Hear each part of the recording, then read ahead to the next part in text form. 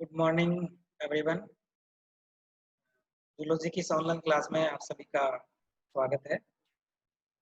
हम जूलॉजी में environmental factor के बारे में हम पढ़ रहे हैं और इसी कड़ी में आज का जो हमारा टॉपिक है वो है फिजिकल फैक्टर। यानी इससे पहले की ऑनलाइन क्लास में हमने जो एनवायरमेंटल फैक्टर हैं उनके बारे में हमने पढ़ा है और सभी एनवायरमेंटल फैक्टर जो होते हैं उनको दो भागों में डिवाइड किया गया। ये हम कल तक पढ़ चुके हैं।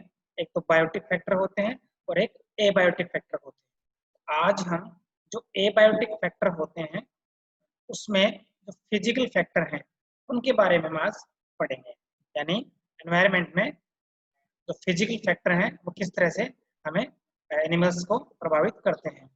तो जैसा कि मैं बता रहा हूँ आपको भी कि जो सभी जो फैक्टर्स होते हैं उन सभी फैक्टर्स को हम दो मुख्य भागों में बांटते हैं। एक तो बायोटिक फैक्टर और एक होता है एबायोटिक फैक्टर। एबायोटिक फैक्टर का मतलब होता है कि एनवायरनमेंट में जो नॉन लिविंग जो कंपोनेंट्स हैं यानी वातावरण में ऐसे घटक ऐसे तत्व है जो कि अजैविक है ना, जिसमें लाइफ नहीं है। यानी जो नॉन लिविंग पार्ट है एनवायरनमेंट का वो सभी मिलकर एबायोटिक फैक्टर का निर्माण करते हैं। और ये सभी एबायोटिक फैक्टर जो होते हैं वो जीवों को डायरेक्ट या इनडायरेक्ट रूप से प्रभावित करते हैं। इन एबायोटिक फैक्टर में मुख्यतः जैसे कि सनलाइट है, विंड है, रेन है, वाटर है, सॉइल है, टेम्परेचर है, इस तरह बहुत सारे ये फैक्टर हैं जो कि एबायोटिक कैटेगरी में आते हैं। और इन सभी एबायोटिक फैक्टर जो होते हैं इन्हें हम मुख्यतः दो भागों में डिवाइड करेंगे। ये हम पढ़ चुके हैं कि मुख्यतः एबायोटिक फैक्टर हैं वो wind, sunlight, soil, temperature, atmosphere, water ये होता है। और जितने भी एबायोटिक फैक्टर होते हैं उन्हें हम फिजिकल फैक्टर्स और केमिकल फैक्टर्स दो भागों में डिवाइड करते हैं। यानी जो अजैविक कारक जो होते हैं उन्हें हम भौतिक कारक और रासायनिक कारक दो भागों में डिवाइड करेंगे। और सबसे पहले हम फिजिकल फैक्टर्स पढ़ेंगे, भौतिक कारक पढ़ेंगे। यानी ये है तो क्या है, एबायोटिक फैक्टर, अजैविक कारक है। अजैविक कारक के अंदर भी ये किस कैटेगरी में आते हैं, फिजिकल फैक्टर्स में आते हैं। यानी एनवायरनमेंट में कुछ ऐसे फैक्टर, कुछ ऐसे कारक भी होते हैं जो अपने फिजिकल प्रॉपर्टीज के कारण या कहीं भौतिक गुणों के द्वारा वो जीवों को प्रभावित करते हैं। यानी ऐसे कारक जो अपने भौतिक लक्षणों या भौतिक गुणों के द्वारा जो अन्य जीवों को प्रभावित करते हैं वो सभी फैक्टर फिजिकल कैटेगरी में आते हैं, फिजिकल फैक्टर्स कैटेगरी में आते हैं। इन फिजिकल फैक्टर्स या भौतिक कारक की कैटेगरी में टेम्परेचर है, लाइट है, प्रेशर है, करंट है, ये इतने जो कारक हैं ये फिजिकल फैक्टर्स की श्रेणी में रखे जाते हैं। ये सभी जो कारक हैं वो फिजिकल प्रॉपर्टीज के कारण वातावरण में सभी जीवों को यानी प्लांट्स को भी और जीवों को ये प्रभावित करते हैं। यानी कि जो टेम्परेचर है वो प्लांट्स को, एनिमल को प्रभावित करता है। ऐसे जो लाइट है, ये लाइट यानी प्रकाश जिसका मुख्य स्रोत है वो सूरज होता है, सूर्य होता है। ये सनलाइट भी जीवों को प्रभावित करता है। इसी प्रकार जो दाब है या प्रवाह है यानी प्रेशर और करंट है ये भी सभी जीवों को प्रभावित करते हैं। तो अब सबसे पहले हम फिजिकल फैक्टर्स में टेम्परेचर लेते हैं और सबसे पहले हम इसके बारे में जानेंगे कि इफेक्ट ऑफ टेम्परेचर है। यानी जो टेम्परेचर है, जो तापमान है, जो कि एक भौतिक कारक है जीवों के लिए, कि टेम्परेचर किस तरह से जीवों को प्रभावित करता है एनवायरनमेंट में, इसके बारे में हम जानेंगे। तो जो टेम्परेचर होता है वो जीवों को मुख्यतः किन किन जीवों की किन किन क्रियाओं को प्रभावित कर सकता है। जैसे कि जीवों की जो ग्रोथ है, यानी प्लांट्स है, एनिमल है, दोनों आ गए इसमें। प्लांट्स एनिमल की जो ग्रोथ है, डेवलपमेंट है, उसको प्रभावित करता है। रिप्रोडक्शन को प्रभावित करता है, हाइबरनेशन को प्रभावित करता है, थर्मल माइग्रेशन को प्रभावित करता है और मेटाबॉलिज्म को प्रभावित करता है। यानी जो फिजिकल फैक्टर्स हम पढ़ रहे हैं उसमें टेम्परेचर जो मुख्यतः कारक है जो कि जीवों को प्रभावित करता है। इसमें जो टेम्परेचर होता है ये टेम्परेचर जीवों की जो ग्रोथ है, उनका रिप्रोडक्शन है, हाइबरनेशन है, माइग्रेशन है, मेटाबॉलिज्म है, इन क्रियाओं को टेम्परेचर है वो मुख्यतः प्रभावित करता है। टेम्परेचर के बारे में हम जानते हैं कि किसी वस्तु की जो गर्मी होती है उसे हम टेम्परेचर या ताप हम कहते हैं। इसको नापने के अलग अलग तरीके हैं कि उसे फ़ारेनहाइट में या उसको सेल्सियस डिग्री में उसको मापा जाता है। और ये जीवों की इन क्रियाओं को ये प्रभावित करता है कि बहुत से जो जीव जंतु होते हैं उनकी जो ग्रोथ होती है, भले ही प्लांट हो या एनिमल हो, उनकी जो ग्रोथ है, डेवलपमेंट है, यानी उनकी जो वृद्धि है, उनकी शारीरिक वृद्धि है या मानसिक वृद्धि है, और या हम कहें कि इनका जो डेवलपमेंट है, ये सारा का सारा टेम्परेचर के द्वारा प्रभावित होता है। टेम्परेचर है वो प्रभावित करता है। प्लांट्स की जो ग्रोथ होती है, प्लांट्स में मुख्यतः फोटोसिंथेसिस के द्वारा प्लांट्स हैं वो अपने भोजन का निर्माण करते हैं। तो फोटोसिंथेसिस के लिए भी जो टेम्परेचर है वो होना बहुत जरूरी है। और ये टेम्परेचर जो होता है वो ट्रांसपरेशन को ये इंक्रीज करता है, ये उसको बढ़ाता है। और प्लांट्स में जो डेवलपमेंट है वो भी टेम्परेचर की उपस्थिति में वो तेज होता है। तो प्लांट्स के अंदर उनकी ग्रोथ है, डेवलपमेंट है, या कुछ क्रियाएं जैसे रेस्पिरेशन है, फोटोसिंथेसिस है, ये सभी क्रियाएं जो टेम्परेचर है, टेम्परेचर यदि जितना आवश्यक टेम्परेचर होना चाहिए उतना टेम्परेचर यदि मौजूद है, उतना टेम्परेचर है, तभी प्लांट्स में अच्छी ग्रोथ होती है। और ये फोटोसिंथेसिस की रेट जो रेट होती है, उसकी दर होती है, उसको भी टेम्परेचर है वो प्रभावित करता है। इस प्रकार से जो तापमान है वो इसी प्रकार प्लांट्स की तरह जीवों को भी, ये एनिमल्स का जो डेवलपमेंट है उस डेवलपमेंट को भी टेम्परेचर है वो प्रभावित करता है। यानी किस तरह से जो मैच्योर जो एनिमल होता है वो एग लेइंग के बाद में, यानी अंडे देने के बाद में, उसमें जो अलग अलग उसमें स्टेज आती है डेवलपमेंट की, अंडे से कभी लार्वा निकलता है, प्यूपा निकलता है, उसके बाद में एडल्ट में वो कन्वर्ट होता है। तो उसके पूरे लाइफ साइकिल में जो डेवलपमेंट है उसके लिए टेम्परेचर का होना बहुत ही आवश्यक है। बहुत से कीटों का जो डेवलपमेंट है वो टेम्परेचर पर डायरेक्ट वो डिपेंड होता है। इसके बाद में यानी टेम्परेचर का जो इफेक्ट है वो ग्रोथ और डेवलपमेंट के बाद में देखें तो रिप्रोडक्शन पर भी होता है। यानी सभी जीवों में, प्लांट्स में भी कह सकते हैं, एनिमल में भी कह सकते हैं कि उनमें जो रिप्रोडक्शन की क्रिया जो होती है वो रिप्रोडक्शन की क्रिया भी तापमान के द्वारा, टेम्परेचर के द्वारा प्रभावित होती है। बहुत से एनिमल्स के अंदर जो जो रिप्रोडक्टिव जो ऑर्गन्स हैं या गोनेड्स है, गोनेड्स का डेवलपमेंट यानी जनोदों का जो विकास है उसके लिए टेम्परेचर होना बहुत आवश्यक है। यानी जो पर्याप्त तापमान जब होगा, सुटेबल टेम्परेचर जब उपस्थित होगा, तभी उसमें गोनेड्स में वृद्धि होगी, गोनेड्स में डेवलपमेंट होगा, या कहें वो उस एनिमल के अंदर मैच्योरिटी आएगी, सेक्सुअल रूप से वो मैच्योर हो पाएगा, या एनिमल्स के अंदर जो रिप्रोडक्टिव जो कैपेसिटी होती है वो भी, उसके लिए भी टेम्परेचर अति आवश्यक होता है। इस तरह से जो तापमान है वो रिप्रोडक्शन को भी प्रभावित करता है। चित्र में आप देखिए कि एनिमल्स को यहाँ दिखाया गया है, और ये सभी एनिमल्स, इनका जो रिप्रोडक्शन है वो टेम्परेचर पे डिपेंड रहता है। प्लांट्स के अंदर भी, प्लांट्स का जब यानी सीड का जो जर्मिनेट होता है, वो जर्मिनेशन होता है, उसमें भी टेम्परेचर का होना, सुटेबल टेम्परेचर का होना बहुत ही आवश्यक है। इस तरह से हम कह सकते हैं कि जो फिजिकल फैक्टर जो टेम्परेचर है वो ग्रोथ, एनिमल की ग्रोथ, उसका डेवलपमेंट और रिप्रोडक्शन, इनको अत्यधिक प्रभावित करता है। प्लांट्स को भी वो प्रभावित करता है। इसी प्रकार एक आता है इसमें हाइबरनेशन, या इसे हम कहते हैं शीत निष्क्रियता।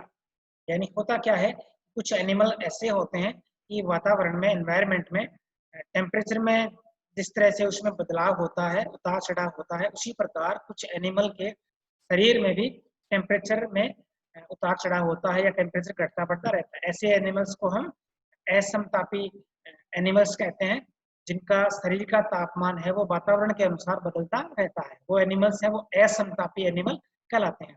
तो कई बार क्या होता है कि एनवायरनमेंट में टेम्परेचर बहुत हाई हो जाता है, या कई बार टेम्परेचर है बहुत है वो लो हो जाता है, यानी ज्यादा टेम्परेचर हो गया या कम हो गया। उस स्थिति में एनिमल्स का वहाँ उस स्थिति में जिंदा रहना या अपनी अपनी जो अपनी लाइफ है उसको सामान्य तरह से जीना उसके लिए मुश्किल हो जाता है। उस स्थिति में एनिमल्स क्या करता है कि वो निष्क्रिय होकर, जैसे कि सर्दियों में, शीत ऋतु में, विंटर सीजन में क्या होता है कि कुछ एनिमल्स हैं वो निष्क्रिय होकर जमीन में या भूमि में पड़े रहते हैं, एकदम निष्क्रिय हो जाते हैं, उसको हम कहते हैं हाइबरनेशन, शीत निष्क्रियता। क्यों करते हैं ऐसा? क्योंकि अत्यधिक लो टेम्परेचर होने के कारण उनकी बॉडी का टेम्परेचर भी बहुत कम हो जाता है, और उस स्थिति में वो जीवित नहीं रह सकते, और उस स्थिति में वो क्या करते हैं कि निष्क्रिय होकर जमीन में पड़े रहते हैं, जिससे कि उनके शरीर में जो मेटाबॉलिज्म है वो कम हो जाता है, बॉडी का टेम्परेचर भी कम हो जाता है, और जो हार्ट बीट है या ब्रीथिंग रेट है, मेटाबॉलिज्म, सारी चीजें क्यों कम हो जाती है, वो निष्क्रिय हो जाता है। इस निष्क्रिय की इस अवस्था को हम कहेंगे हाइबरनेशन। ये हाइबरनेशन हो गया कि वो एनिमल है वो हाइबरनेशन में चला गया, और दूर से देखने पर ऐसा लगता है कि वो एनिमल है वो डेड है या मरा हुआ है। इसी प्रकार गर्मियों में भी हो सकता है कि कई जगह जो गर्मियों में टेम्परेचर बहुत हाई हो जाता है, बहुत बढ़ जाता है, तो एनिमल उस स्थिति में भी अपनी सामान्य जो जैविक क्रिया वो नहीं कर सकता। उस स्थिति से भी निपटने के लिए एनिमल क्या करता है कि वो निष्क्रिय होकर, गर्मी में भी बहुत से एनिमल होते हैं वो निष्क्रिय होकर जमीन के नीचे बिल होते हैं उनमें पड़े रहते हैं, इसको कहते हैं ग्रीष्म निष्क्रियता। इस प्रकार जो टेम्परेचर है, इस टेम्परेचर के कारण ही एनिमल्स की जो जैविक क्रियाएं होती है वो घट रही है या बढ़ रही है, यानी एकदम ही कम हो जाती है, वो हाइबरनेशन है। सर्दियों में हो रहा है तो हाइबरनेशन है, गर्मी में हो रहा है तो एस्टिवेशन है। इस तरह से जो फिजिकल फैक्टर टेम्परेचर है वो सभी जीवों की ग्रोथ, डेवलपमेंट, रिप्रोडक्शन और उनके हाइबरनेशन, इन क्रियाओं को वो प्रभावित करता है। एक होता है माइग्रेशन, प्रवास, यानी बहुत से जंतु जो होते हैं वो अपने सुटेबल हैबिटाट में पहुंच जाते हैं, चले जाते हैं, यानी अपने अपने अनुसार अपने जो जैविक क्रियाएं वो अधिकतम कर सकते हो ऐसे आवास में चले जाते हैं, उसको हम माइग्रेशन बोलेंगे। वो अपने स्थायी आवास से अस्थायी आवास की तरफ है वो उड़ान भरते हैं। मुख्यतः इसमें पक्षी जो है उनमें माइग्रेशन पाया जाता है। तो माइग्रेशन है उसको भी टेम्परेचर किस तरह से प्रभावित करता है। जो जो प्रवास की क्रिया होती है मुख्यतः ये पक्षियों में पाया जाता है, इसके अलावा बहुत से जलीय जो जीव होते हैं उनमें भी ये होता है। तो माइग्रेशन को भी टेम्परेचर प्रभावित करता है। होता क्या है कि बहुत बार सर्दियों में जब टेम्परेचर बहुत अधिक कम हो जाता है तो वहाँ के जो पक्षी होते हैं वो माइग्रेट करके दूसरे जहाँ कुछ गर्मी होती है या जहाँ सर्दी कम होती है ऐसे एरियाज में चले जाते हैं। इसी प्रकार गर्मियों में भी जब ज्यादा टेम्परेचर हो जाता है तो वहाँ के कुछ बर्ड्स होते हैं वो भी ठंडे प्रदेशों की तरफ चले जाते हैं। इस प्रकार से अपने स्थायी आवास को छोड़कर अस्थायी आवास की तरफ पक्षियों का जाना, जीवों का जाना, ये माइग्रेशन होता है। और यदि यह क्रिया टेम्परेचर के कारण हो रही है, तापमान के कारण हो रही है, तो इसे हम थर्मल माइग्रेशन कहेंगे। थर्मल माइग्रेशन, जैसा कि समुद्र के अंदर या पानी के अंदर बहुत सारी जो मछलियां होती है वो भी गर्म जल से ठंडे जल की ओर जाती है। ये भी क्या है, ये भी थर्मल माइग्रेशन होता है। किस कारण हो रहा है? टेम्परेचर के कारण हो रहा है, तापमान के कारण हो रहा है। जैसा कि आप इस चित्र में देखिए कि ये जो बर्ड्स हैं, पक्षी हैं, ये क्या है कि या तो अत्यधिक हॉट कंडीशन में या अत्यधिक कोल्ड कंडीशन में ये अपने स्थायी आवास से ये दूसरे सुटेबल आवास की तरफ है ये उड़ान भरते हैं या वहां पर चले जाते हैं, तो ये माइग्रेशन होता है। टेम्परेचर के कारण हो रहा है, सर्दी या गर्मी के कारण हो रहा है, तो इसको थर्मल माइग्रेशन हम कहेंगे। इसमें देखिए जो ये इतने प्रकार के एनिमल यहाँ दिखाए गए हैं, इनमें भी टेम्परेचर के कारण, तापमान के कारण, यानी अत्यधिक गर्मी या अत्यधिक ठंड के कारण जो एनिमल्स होते हैं वो अपने स्थायी आवास को छोड़कर दूसरे अस्थायी आवास की तरफ गति करते हैं, चले जाते हैं।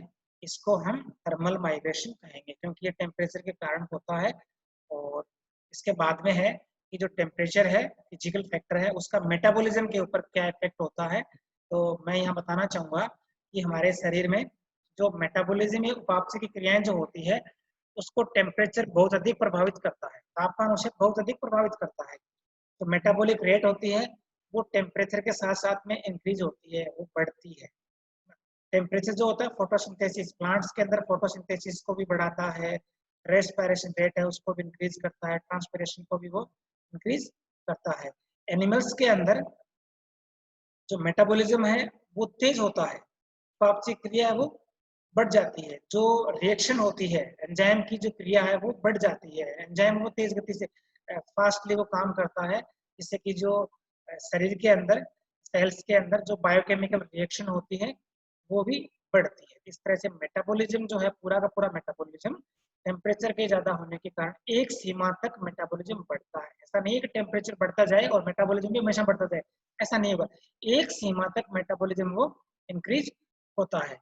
इस तरह से टेम्परेचर जो है वो बहुत से जैविक क्रियाओं को प्रभावित करता है। एक बार फिर से हम देखते हैं कि जो टेम्परेचर है वो टेम्परेचर जीवों की जो ग्रोथ है उनको प्रभावित करता है, डेवलपमेंट को प्रभावित करता है, रिप्रोडक्शन को प्रभावित करता है, हाइबरनेशन को प्रभावित करता है, मेटाबॉलिज्म को प्रभावित करता है। इसके अलावा भी बहुत से जैविक क्रियाएं होती है उनको भी टेम्परेचर है वो प्रभावित करता है। जैसा कि कुछ जीवों में क्या है कि जो कलर चेंज की जो क्रियाएं होती है, रंग परिवर्तन की जो क्रियाएं होती है, जो कि एक अडेप्टेशन होता है, उसको भी टेम्परेचर है वो प्रभावित करता है। कुछ जीवों के अंदर जो कि डिस्ट्रीब्यूशन है, जीवों का जो डिस्ट्रीब्यूशन होता है उसको भी टेम्परेचर है वो प्रभावित करता है। इस तरह से आज की इस ऑनलाइन क्लास में हमने देखा कि जो वातावरण में बहुत सारे जो फैक्टर होते हैं जो कि जीवों को डायरेक्ट या इनडायरेक्ट रूप से प्रभावित करते हैं, उन्हें हम एनवायरमेंटल फैक्टर कहते हैं।